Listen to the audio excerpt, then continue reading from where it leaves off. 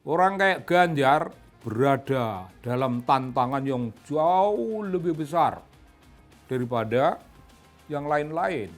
Tantangan mesti dihadapi untuk membuat dirinya besar. Dua kekuatan pasangan calon presiden dan calon wakil presiden memandang masa depan secara programatik. Dan dari tantangan Bung, beliau berpikir tentang IT untuk masa depan. Orang lain apa Bung? Orang lain ngasih makan. Itu tantangan itu mengerikan Bung. Tantangan itu Indonesia merdeka. Dan mereka harus memerdekakan negeri yang diinjak-injak oleh penjajah. Tantangan itu besar dan rata.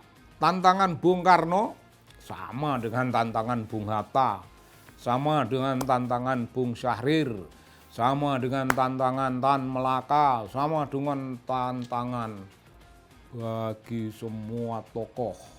Ya, tokoh agama jangan pernah dilupakan. Dan juga Bung, tantangan kaum tani. Ya, biarpun namanya petani, mereka itu kekuatan revolusioner. Petani, jangan salah, mereka aktor sejarah. Sama dengan Bung Karno, Bung Hatta. Tapi Bung Karno, Bung Hatta dan kawan-kawan itu di garis depan. Beliau-beliau itu kalangan intelek. Itu kenangan kita tentang tantangan zaman. Ini zaman lampau, zaman pra kemerdekaan, dan zaman ketika para pemimpin berpikir tentang membuat Indonesia merdeka. Sekarang bagaimana Bung? Sekarang ini tantangan juga besar, menantikan jawaban besar. Tapi tidak sama Bung, tantangan bagi setiap orang berbeda. Mari kita cek tantangan para calon presiden maupun calon wakil presiden. Ada untuk 6 orang. Tantangannya beda-beda.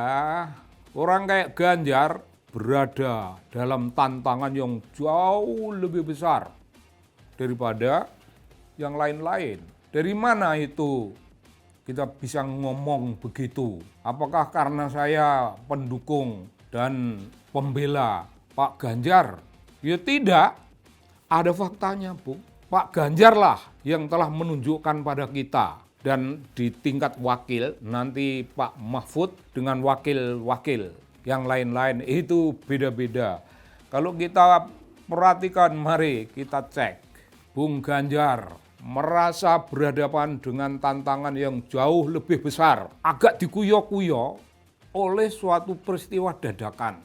Tapi Ganjar ya Ganjar Bung, tersenyum dan wajahnya tidak menunjukkan kemurungan. Tidak murung. Tantangan itu membuat wajahnya justru tampak pandangan jauh ke depan.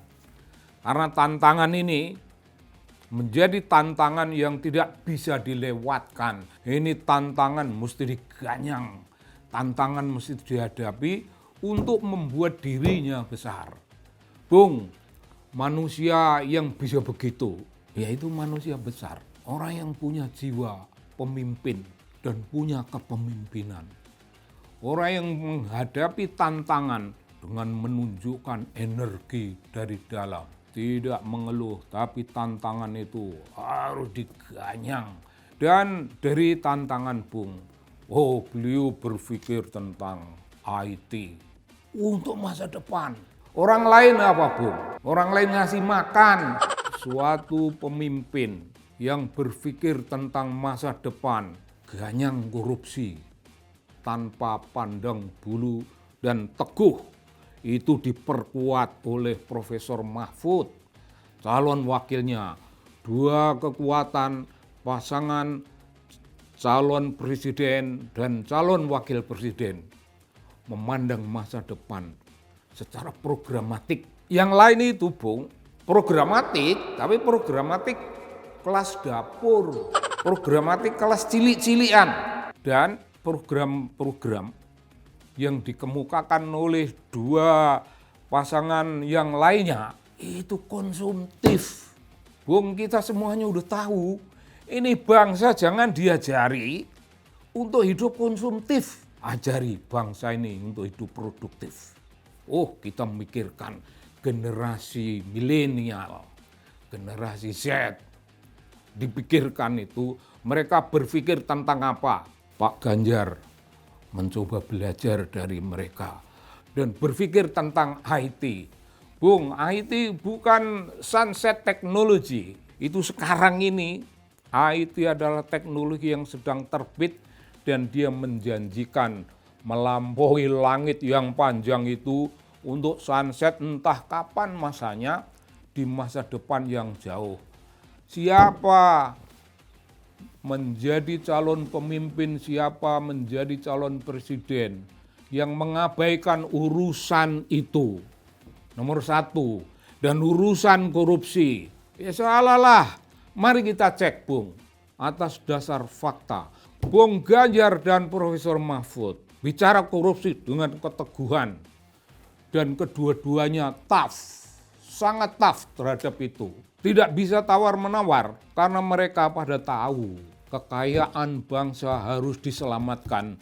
Tidak dengan kata-kata, kekayaan bangsa harus diselamatkan. Tidak karena itu mandat konstitusi, tapi itu mandat hidup kedua tokoh bersangkutan. Dan mereka punya kemampuan untuk itu. Kemampuan mereka melimpah-limpah jauh.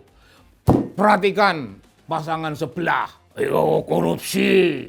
Kalau ada nanti calon pemimpin bagi-bagi duit, ya kamu terima saja. Wong itu juga duit rakyat. Kalau ada yang mau bagi-bagi uang, terima saja. Itu juga uang dari rakyat kok. Itu uangnya rakyat. Itu korup, Bung. Dan disuruh menerima. Dan yang kedua, Bung, orang itu ngomong, korupsi itu boleh asal sedikit. Bung, masa depan kita dipertaruhkan melalui titik kritikal semacam itu. Silahkan korupsi, silahkan korupsi. Wow, kacau, Bung. Lalu orang terdekatnya, ya bawahannya, ya bilang korupsi itu baik, korupsi itu oli pembangunan. Coba bayangin, Bung, di satu partai, pemimpin partainya berpendapat mengenai korupsi seperti yang kita sudah bicarakan, dan itu salah satu bawahannya berkata korupsi sebagai oli pembangunan. Bandingkan dengan cara Bung Ganjar dan Bung Mahfud menghadapi korupsi. Itu nomor satu, tegar, Bung, tidak mengeluh, tidak menangis, tidak berkeluh kesah, tidak meratap-ratap, tidak. Adalah tantangan yang membuat diri mereka besar. Yaitu tokoh-tokoh masa lampau kita itu pada besar, semuanya besar karena dibesarkan oleh tantangan. Kita ini orang kayak Prabowo banyak, Bung, 20 tahun mengeluh, saya punya aset macet, tidak punya kesempatan utang di bank, dan sekarang menunjukkan bakal dengki kepada orang bank. Dia udah menunjukkan dengkinya kepada orang bank, nakutin, Bung. Orang-orang bank takut sama dia. Beda sama Ganjar dan Bung Mahfud. Ini prospek kita karena ada pengembangan watak anti korupsi dan keteguhan Bung Ganjar menghadapi tantangan ini. Ya tantangannya banyaklah. Ya dia ditinggalkan oleh Presiden Jokowi, ya ditinggalkan, silahkan ditinggalkan. Tinggalkanlah, pergilah, dan saya tidak akan menangis. Saya akan besar karena engkau tinggalkan. Itu malah begitu, Bung. Itu kemandirian watak. Yuk bayangkan dengan Prabowo, Bung. Wah, dia mengidentifikasikan dirinya sebagai Jokowi. Lebih Jokowi daripada Jokowi. Lebih dari tukang kopi, tapi itu kopi tukang ngopi. Ngopi secara tidak otentik Karena dia hanya akan ngopi dan akan menjadikan Jokowi itu suatu model. Dia tidak punya karakter sendiri. Bung, kayak begitu. Apalagi kalau kita bicara yang ketiga, Bung. Anak yang baru keluar dari universitas. Baru keluar, belum pernah belajar membuat proposal untuk pengembangan masyarakat. Dia jadi menteri, menteri gagal total. Dan bayangkanlah, kita punya bandingan-bandingan macam ini. Bandingan-bandingan itu saya kemukakan tidak subjektif. Itu sangat objektif. Saya membandingkan suatu fenomena yang begitu keren. Fenomena tentang cara memandang Indonesia. Cara menyusun program. Lah programnya konsumtif. Sedangkan program Bung Ganjar itu program profesional, itu yang produktif. Profesional ya, produktif ya. Lalu sikap Bung menjaga Pancasila dan Republik Indonesia. Keutuhan bangsa. Bung, siapa di antara tiga pasangan itu yang berbicara paling outspoken? Sangat jelas.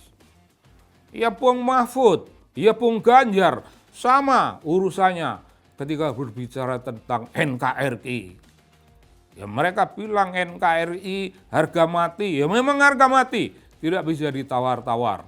Anti kadrun Bung, anti kadrun. Sedangkan Prabowo ya kadrun, Prabowo kadrun di mana? Anda semuanya tahu. Pidatonya ingat, Sutoyo, kalian dianggap radikal, tapi saya tidak menganggap begitu. Kamu rigid. Kalau aku menang, aku jemput. Boom, kadrun. Lah Yohanes, ya kadrunnya kadrun. Mana sih? Bangsa kita mau kita pertaruhkan. Kepada siapa kita bisa nyenyak tidur, memberikan mandat kita kepada Bung Ganjar dan Bung Mahfud. Nyenyak tidur kita. Serahkan kepada orang kayak Prabowo maupun Yohanes. Dikadrunin lah kita Bung. Semuanya ini. Peristiwa-peristiwa yang sambung menyambung, semuanya ada jejak digitalnya. Semua peristiwa politik, semua gambaran dari visi pemimpin dan kepemimpinan yang bobrok dan lainnya. Bung Ganjar, biarpun ditinggalkan sendirian, dikhianati, dan sejenisnya, Bung Ganjar utuh. Pemimpin bangsa. Terima kasih, Bung.